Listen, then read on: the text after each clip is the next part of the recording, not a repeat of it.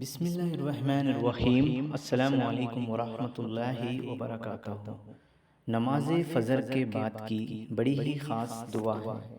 یہ دعا خاتم النبی حضرت محمد صلی اللہ علیہ وآلہ وسلم کی بتائی ہوئی دعا ہے۔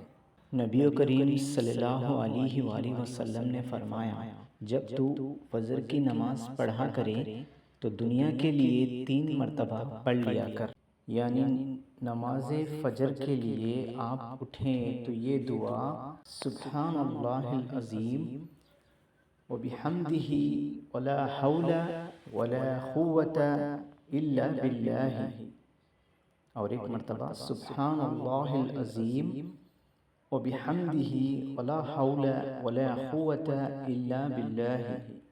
اللہ تعالیٰ تجھے 4 بیماریوں سے نجات میں رکھے گا۔ یہ 4 بیماریوں سے اللہ تعالیٰ آپ کو نجات میں رکھے گا: پاگل پن، کوڑ، اندھا پن، پھر فالج۔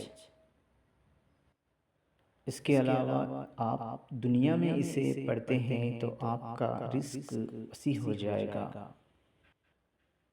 اللہ تعالیٰ آپ کے رزق میں خیر و برکت ڈال دے گا، آپ کی زندگی سے پریشانیاں ختم ہو جائیں گی۔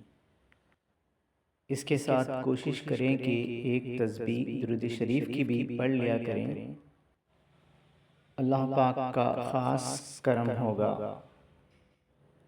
جب بھی آپ یہ تسبیح پڑھیں، دعا کریں کہ اللہ تعالیٰ ہماری اولادوں کو نیک بنائیں۔